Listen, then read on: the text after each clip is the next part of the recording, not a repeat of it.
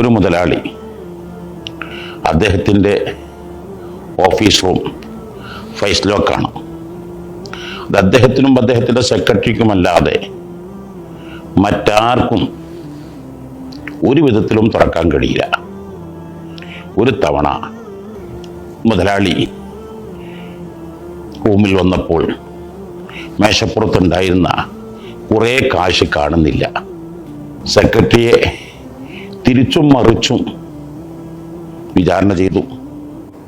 Secretary ആവട്ടെ പൂർണ്ണമായും നിഷേധിക്കുന്നു.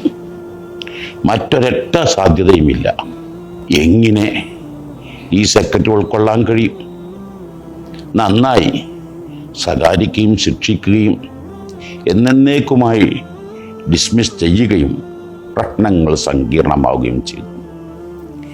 പിന്നീടാണ് ഓഫീസിലെ റൂം വൃത്തിയാക്കുന്ന സമയത്ത് എലിയുടെ താവളത്തിൽ നിന്ന് ഈ നഷ്ടപ്പെട്ട കറൻസികളും വിലപ്പെട്ട പല വസ്തുക്കളും കാണാൻ കഴിഞ്ഞത്.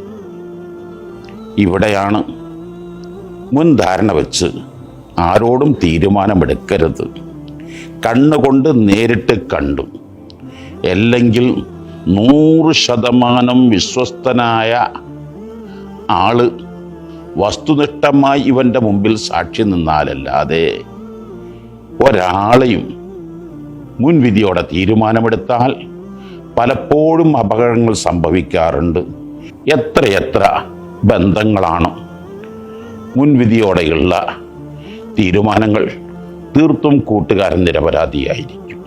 ഒരു കാരണവശാലും തൻ്റെ ശത്രുവാണെങ്കിലും മിത്രമാണെങ്കിലും കേട്ടുകേൾവിയുടെയും മുൻധാരണയുടെയും എന്തെല്ലാമോ തോന്നലുകളുടെയും അടിസ്ഥാനത്തിൽ തീരുമാനമെടുക്കില്ലെന്ന് തീരുമാനിക്കുക.